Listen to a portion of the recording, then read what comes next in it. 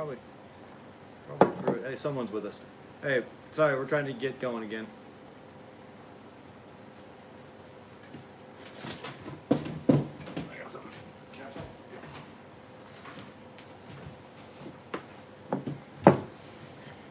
Ooh. So, the greatest comedian of all time was, of course, Jim Varney. Made most famous by his role as Ernest P. Worrell. Not his funniest stuff. Funny. Ernest P. Worrell was brilliantly funny, but not his funniest stuff. But I was just looking for a clip. I was going to post a clip in the comments. One of his funnier turns as Ernest P. Worrell, though, was, I believe it was in the movie Scared Stupid. And in the movie Scared Stupid, there's a point where he goes, I never know when to quit. Just ask my third grade teacher. And it cuts to the scene of a third grade teacher, he never knew when to quit. And there was Ernest, a baby Ernest, right next to her, writing on the chalkboard, I will learn when to quit. And he starts running his fingernails down the chalkboard, and the teacher doesn't change her expression or anything. She goes, and baby Ernest goes, straight into the chalkboard. It's hysterical. Well, I never know when to quit, Susan. Let's get this chat back up. I was trying to find the clip. I was going to post the clip, but I can't find it. We got 5 people back. How many do we have when we cut off? Oh, I don't know. This has not been our most watched live stream. Because it keeps cutting off. Well, that's it. We've been sabotaged.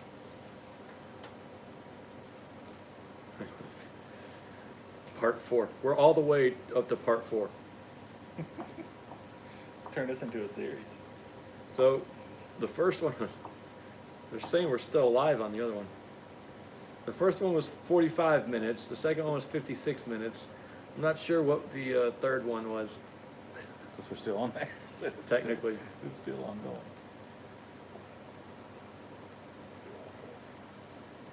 Yeah, I wonder if there's a way to get back on a live stream once it kicks off like that. There should be. I'm just doing it in gobble gobble. Cock-a-doodle-doo. Oh, Palmetto, Scared Stupid was a very good Ernest movie. But the best Ernest movie was Ernest Goes to Jail. Wes has. I tell you what, Wes, the next time this kills on us, we'll cut it off and we'll let you take over. No, Scared Stupid is very, very, very good.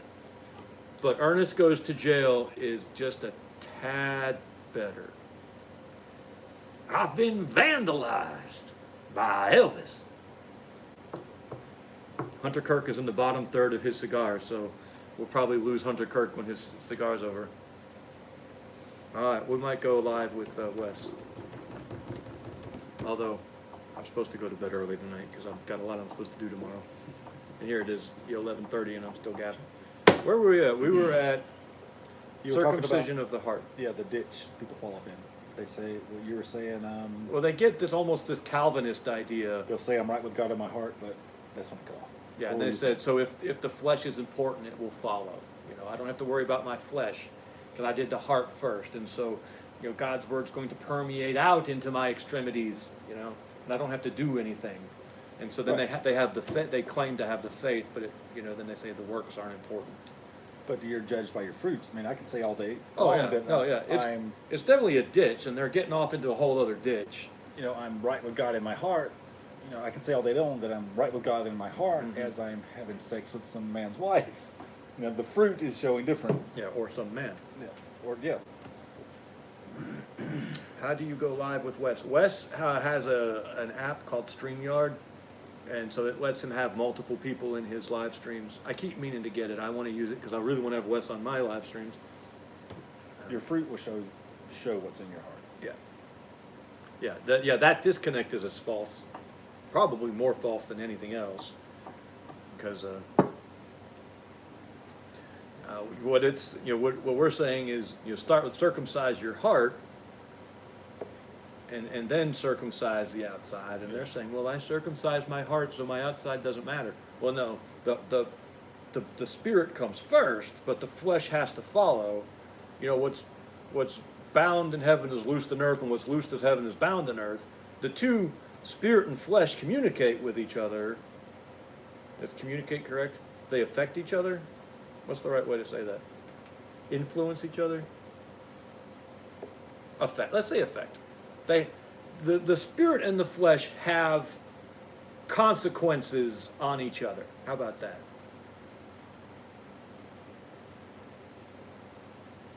So we're saying the heart comes first. Yes. And the Pharisees were saying they were more They were focused on the outside. They were saying the outside's all that matters. Circumcise your flesh first, and while they're And I don't think they even Well, their thought the insides. heart was all that important. yeah, their insides were sepulchres. Yeah. Like Jesus said, you're a sepulchre full of dead men's bones. And that was the great revolutionary shift that Christ brought, that Paul explained more, you know, because Christ didn't go into, in his earthly ministry, he didn't go down into all the mechanics and the wherefores and the whyfores. It was, you know, repent, you know, to escape the coming wrath.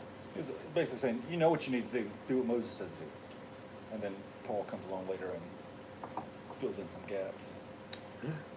Pete, Gunnar is battling with David Wilbur on Facebook. Oh, I'm so happy that David Wilbur's back in our lives. I've missed David Wilbur. You know how sometimes you just want a nice, you know, like video games, like when you're playing video games, which I don't play video games very much, but there'll be like this really hard section of the video game and it takes forever. And like you finally get through that part and like you get some big giant weapon. And so the next phase is like just mow down all the enemies, you know, sort of a reward. That's what David Wilbur is for me. He's that section where I just get them. So after all this Paul stuff gets done, I think I might go pick a fight with David Wilbur, just because I need an easy one. I need a fun one after all this. But Gunner's probably doing pretty good over there. Oh, Gunner's got a little bit of an axe to grind. Oh, I kind of want to be over there. David Wilbur, I won't go into details because it's not my story to tell. But David Wilbur was a part of wronging Gunner in a deep, deep level. So I bet Gunner's over there doing a few body blows. Because you can do this. Someone sets themselves up as a teacher, and someone claims to be an expert. And you don't have to be nice to these people. You don't have to,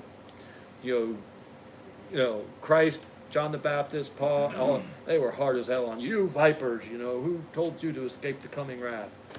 You don't have to be all sweet and with those assholes. You can go after them hard. That's so fun. Oh, I bet Gunner's making us all proud right now, Pete. You'll have to send me those links. Did we run out of steam? I thought we were just getting started, but yeah, I think circumcision of the heart kind of just like capstone.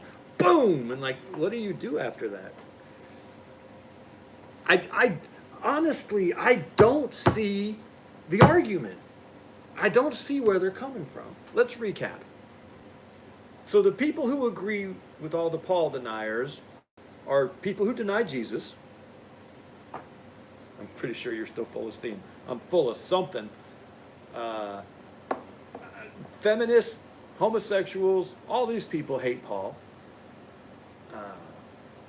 If you throw out Paul, you lose the entire New Testament. If you lose the entire New Testament, you lose Jesus. The person of Jesus. I mean, you don't lose Messiah. Messiah is in the Old Testament, but Jesus, we lose Jesus. You lose all of these wonderful verses and these passages that just are like awe-inspiring and mind-blowing.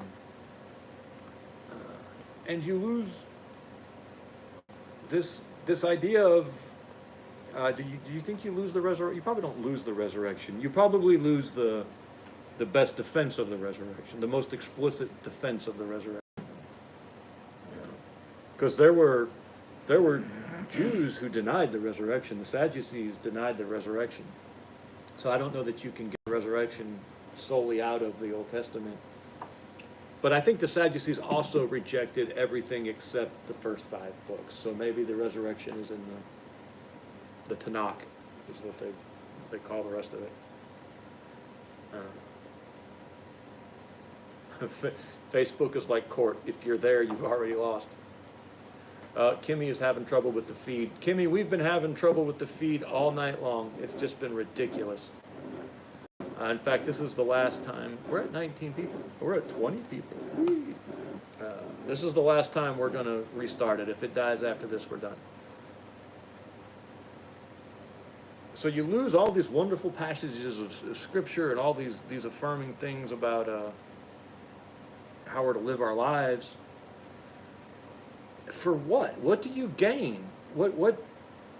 As a believer, as someone who believes in Jesus and wants to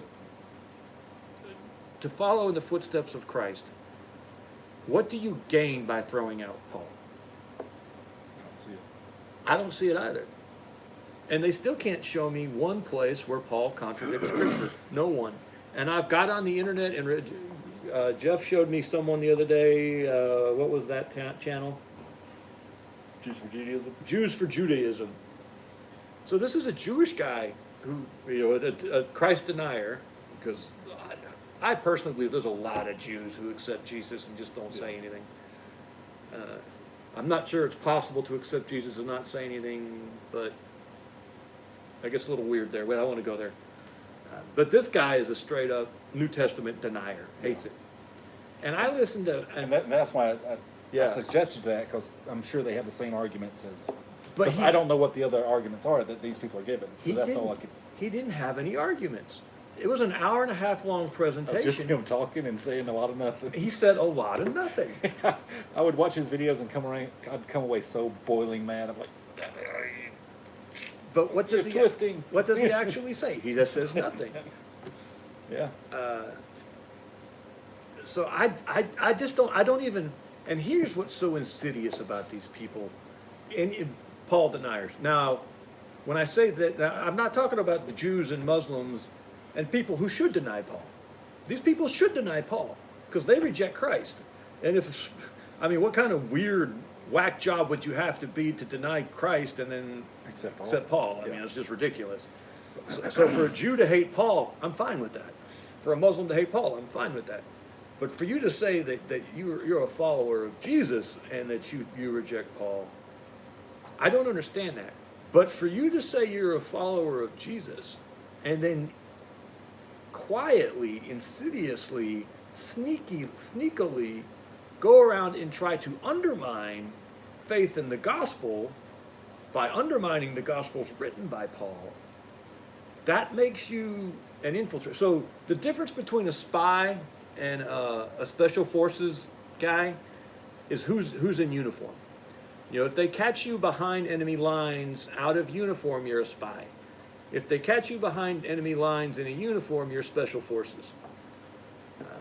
And if these guys are sneaking around in our ranks, wearing our uniform, secretly trying to undermine our faith, then these are dirty, insidious, backstabbing spies. And when you find a spy, he doesn't. The laws of war say, and I'm not saying go shoot somebody. Hear me out here. This is a metaphor. Metaphorically, if you catch a spy, you shoot them on sight. They don't fall under any of the conventions of war that protect prisoners of war.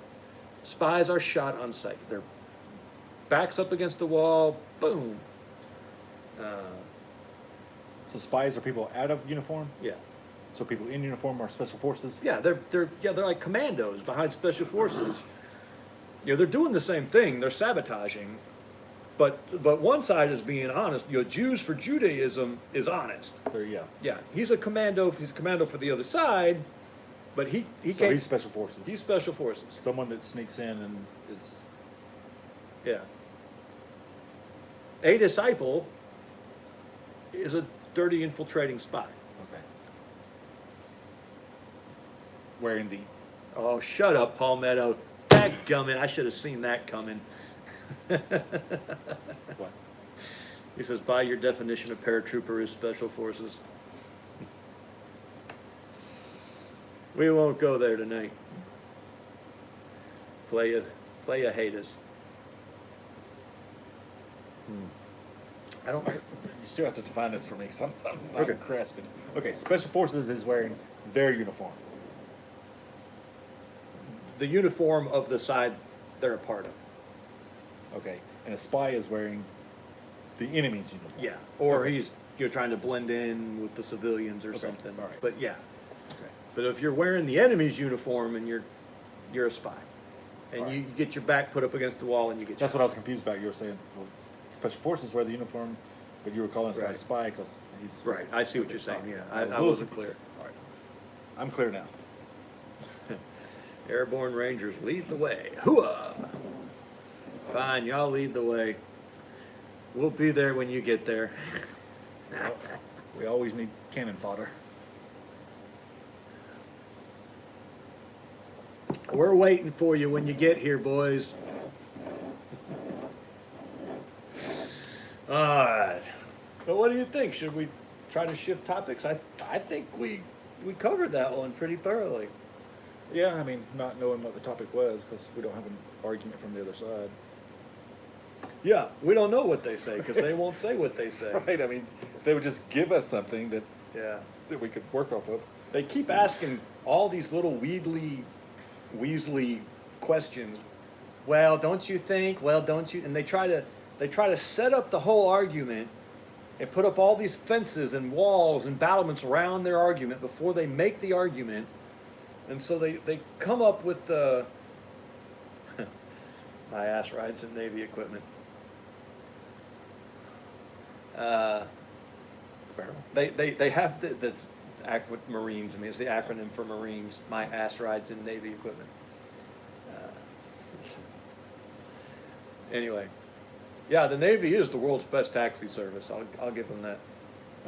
I mean, that's one of the only lines I remember from a few good men. Oh, really?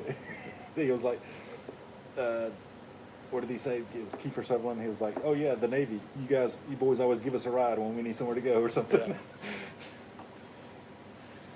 Yeah. And, well, anyway, we don't need to go there. I actually have a lot of respect for the Navy inside their box.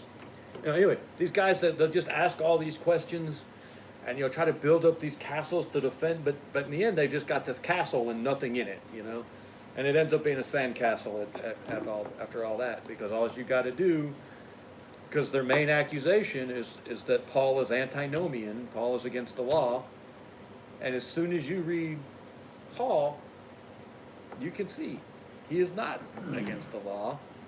Paul loves the law. He says that. I love the law. I mean, the reason why we brought this up that we were doing this live stream because one of our brothers that has fallen into this. It might be more than one brother, but At least two. The one that I've met, Yeah. has fallen into this, and it's not good. No, it's not. And he's cut us off. He won't answer my phone calls. Pete, I don't know if you're still in touch with him or not, if he's still in communication with you. But he has cut me out of his. I'm going to go to his house. I think I'm just he lives about 2 hours away. I want my dog back. I think at one point I'm just going to ride down to his house and I'm going to say, brother, you look me in my eye and tell me that, we're done. Because I actually have a lot of respect for this man. He's got a very good mind and he's able to go deep dive on stuff. All right, I will, Pete. And he's got this beautiful, sweet spirit, and he's just just an asset to the community. And losing him has been a hard pill to swallow. So I will at some point say, we're going to go down there and talk. And when I say talk, I mean talk. I'm not going to go down there and try to kick in the door and, start throwing fingers and faces but I want him back. That community he was building down there with Pete was going to be one of the most important communities east of the Mississippi for Torah keepers. Certainly the most important one in the Southeast. I'm not even familiar with another Torah observant community in the Southeast. But certainly, if there is any, they're not patriarchal, and they're not, I shouldn't say for sure. I don't know this for sure. But I am, oh, really, that's a good one, Benjamin. 2 Timothy 3:7. I'm fairly plugged into the community. Obviously not plugged into every little reaches of it. But I'm relatively plugged in, and I'm not familiar with anything like what Pete and this brother were building down there. And the last time I talked to this brother, he said, "Yeah, well, we're still building our community." No, you're not.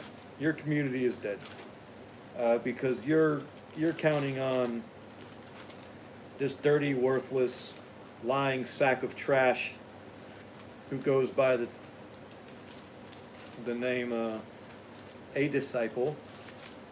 Oh, he wants to talk about the retreat. Okay, Pete, let me read this 2 Timothy, and then we'll talk about the retreat. All right, 2 Timothy 3:7.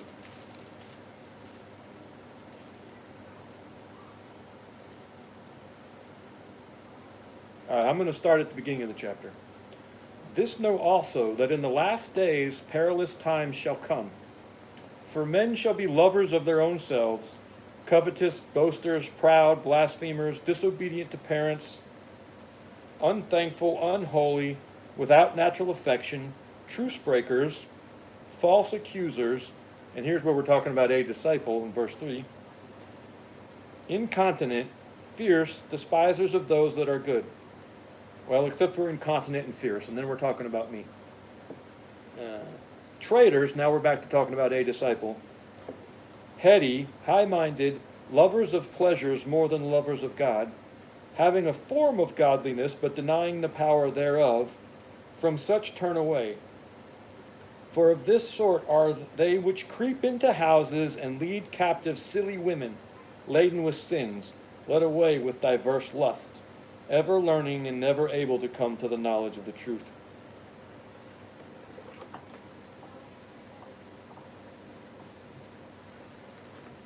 Yeah, that's who we're talking about. Who posted that? Benjamin. Yeah, that's this guy. So Pete and I got to spend the weekend together. I'm just going to go ahead and lay all this out there on the table. Pete and I are involved with a group called Biblical Families. The website is biblicalfamilies.org. You may have seen the video we just put out Friday. That was from last weekend. And Biblical Families is a little bit what it sounds like, maybe, except not really. Oh, no one in that video answered the question. Yeah, but I ambushed them. No one knew what was coming. They didn't even know I was filming a video. You didn't even answer the question. You said, "Oh, read your Bible." Yeah. You won't like it. Yeah, it was a little bit of a tease because we are going to get into this more going forward. So Biblical Families is a ministry that its most front-facing aspect of it is a forum. It's like an old-school internet forum. Pete is actually in the leadership of the group. I've been involved with it since 2010. My involvement with Biblical Families way predates the Revolting Man stuff. And it was started by a couple of families back in the late 90s, early 2000s. These were polygamist families. But they're not Mormons, they're Christians. And the original families were not Torah observant. They were very mainstream. I want to say early on, the largest influence was Assemblies of God, as I recall. It was very much more of a mainstream Pentecostal type movement. Bunch of like Baptist type stuff. And the Torah people all kind of came later.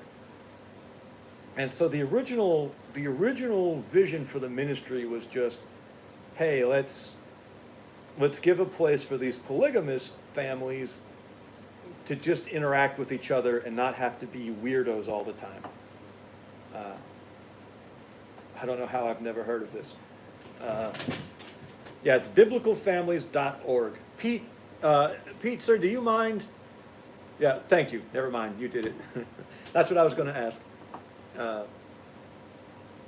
Over the years, it has evolved, and now it's become, because once you accept, now let's define some terms.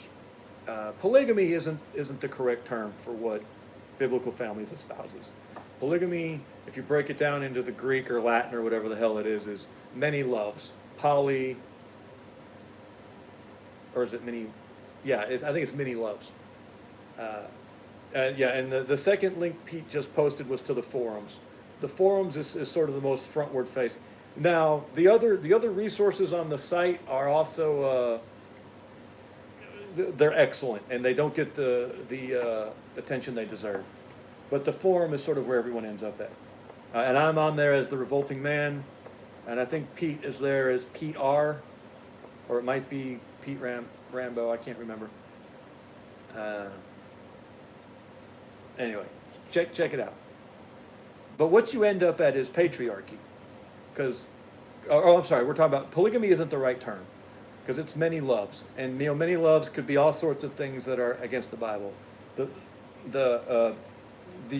proper term is polygyny, which is many women, multiple women. But if you accept polygyny, that one man can be the covering or the head of multiple women, well, the unmistakable conclusion then is that patriarchy is the proper way to run a family. And so the ministry has ballooned out from just being a support group for these polygynous families, which we shouldn't lose sight of. I'm not polygynous. I have one very good wife. But these polygynous families set up this ministry, and if we came in and took it away from them and didn't honor the original intent, we would be raging assholes. We need to remember that, because they actually still put the lion's share of the work into this thing is done by the polygynous families, and us monogamous families benefit greatly from it. But the ministry now has expanded out to be about restoring patriarchy, which is God's system, which is in Paul. There's a connection here. It's not only in Paul, but Paul is where it's most explicitly laid out. Paul is where women are commanded not to speak in the churches, where women are forbidden to teach men. Paul is the only place where we have explicitly laid out that there was a tradition that women should cover their heads when they're praying and prophesying. Paul is the one who says, wives, submit to your husbands as the Christ submits to church. Paul is the one who says that women are to be obedient to their husbands and sober-minded, keepers at home. Paul has some very, very non-negotiable rules for women in the home and in the church. So if you lose Paul, you lose all of that. But anywho, if the purple-haired people hate something, patriarchy is probably worth considering. All of that to say that we have retreats, usually a couple a year, and we just had our main retreat last weekend, and that's where that video we posted this weekend was taken, where we talked to all those men real briefly. I don't remember how many men it was. It might have been 10 or more, and I didn't talk to all the men there by any stretch of the imagination. but it was just a weekend long. It was Thursday through Sunday, but we were only there Friday through Sunday. Of just kind of fellowship. There's some teaching sessions. They're not them. They're important, but a lot of the most important work happens at the informal sessions. A lot of it is sort of mentorship, even though a lot of the people being mentored don't know they're being mentored, but they're exposing themselves to these older, more established people who are just reinforcing ideas and introducing concepts and forming relationships around these ideas that can then sustain those ideas later on. Yeah, Pete says Bib fam. That's everything's got to be cool. Benifer and whatever. We're Bib fam. That's the anyway, great group to learn, sharpen, hone patriarchy with strong side of polygyny. Yeah, it's become much more about patriarchy because at the end of the day, most of us are never going to be polygynous, even in the most polygynous of societies.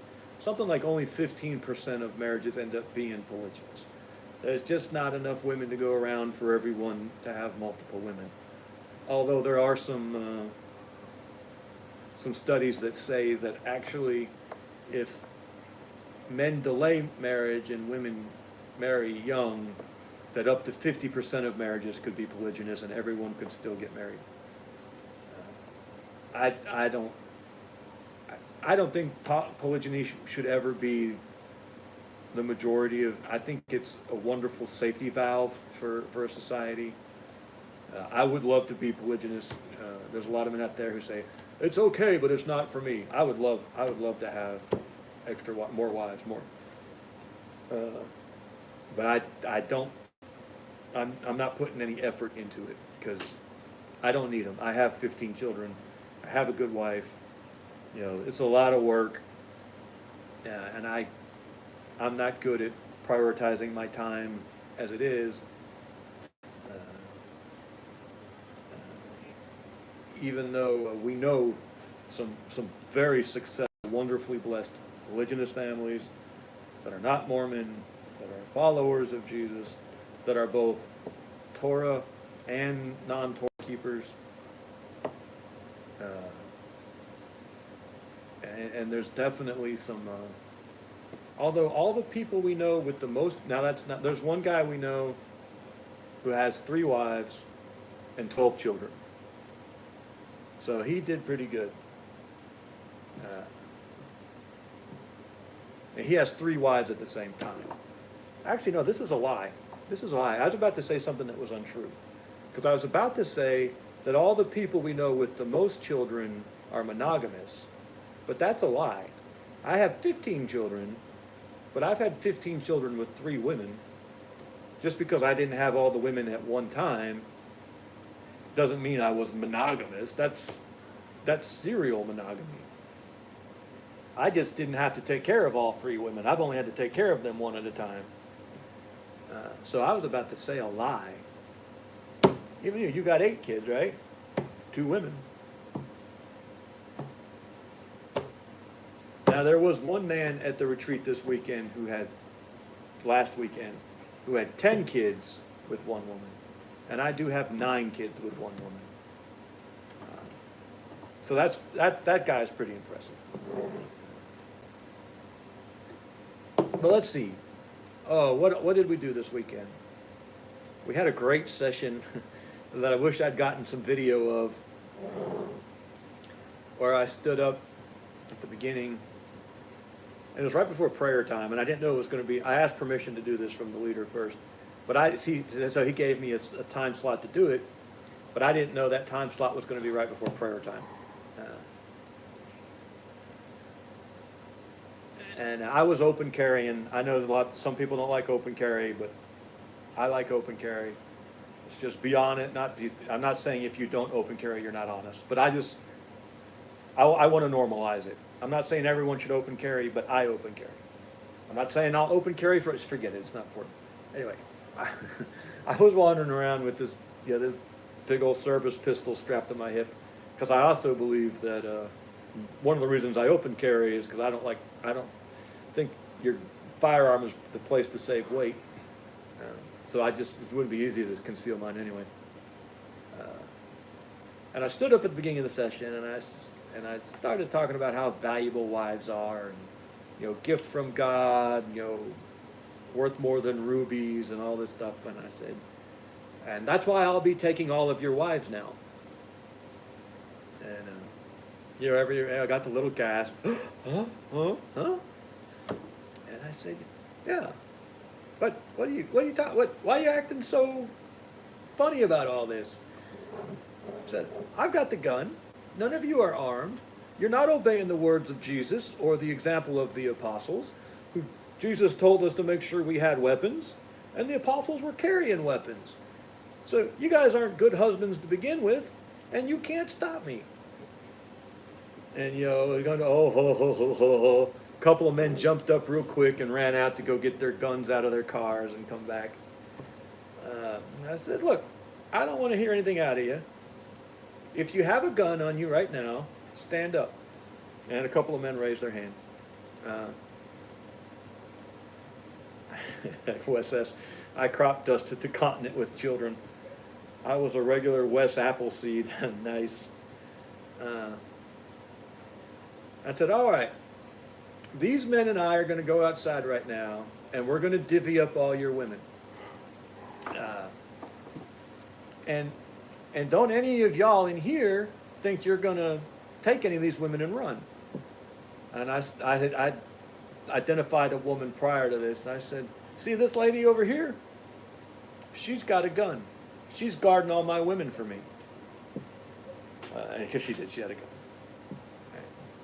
And it was like, I said, what are you going to do? She's got the gun. If you think you can take her, try it. But she's got the gun. So she's guarding my women from you while the men with guns, go outside and divvy up the rest of y'all's women. What were your women? There are women now. I guess we were going to have to shave their heads and cut their fingernails. They were going to be war brides. And of course everyone was, okay, funny, haha, whatever. But there's, and I mean it was funny. But there's a lesson there, and the truth. Christ did order us to have weapons. The apostles did carry weapons. We are not called to be weaklings who are at the mercy of evil people. Now, if we're under judgment, obviously it doesn't matter what we have. God's going to judge us, and you can't stop it. But why do we make it easy for our women and children, to go to someone else? Why do our women and children have to look at us and say, oh, this guy can't protect me? Those people over there, they can protect me.